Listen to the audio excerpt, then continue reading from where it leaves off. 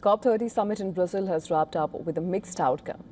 The agreements have left several nations disappointed as there is no plan to tackle fossil fuels. Now, while the UN climate talks have reached a deal to triple funding for vulnerable countries to adapt to climate disasters, aiming for $120 billion by 2035, it omits explicit plans to phase out fossil fuels. However, following the adoption of the deal, Cop30 President André Correa do Lago pledged to create voluntary roadmaps to phase out fossil fuels and stop deforestation. As delegates applauded the Cop30 deal's approval, disgruntled nations voiced objections.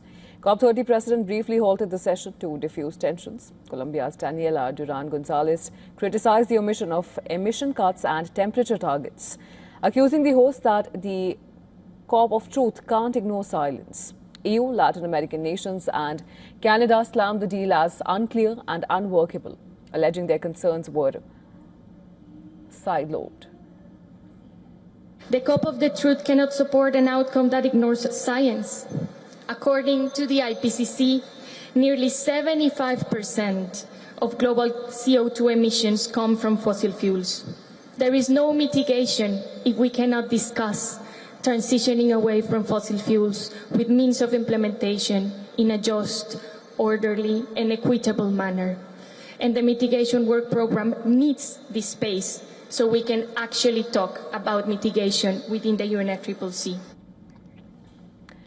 UN Secretary General Antonio Guterres hailed the deal as proof that nations can unite to tackle global crisis, but warned that Cop30 didn't deliver enough. He emphasized that the gap between where we are and what science demands remains dangerously wide, and also added that he will continue to push for higher ambition and greater solidarity. Some countries offered cautious praise, framing it as a balanced compromise amid geopolitical divides. While South African President Cyril Ramaphosa congratulated UN Secretary General Antonio Guterres, India welcomed the Cop30 climate deal as meaningful, praising the Brazilian presidency for striking a delicate balance on contentious issues.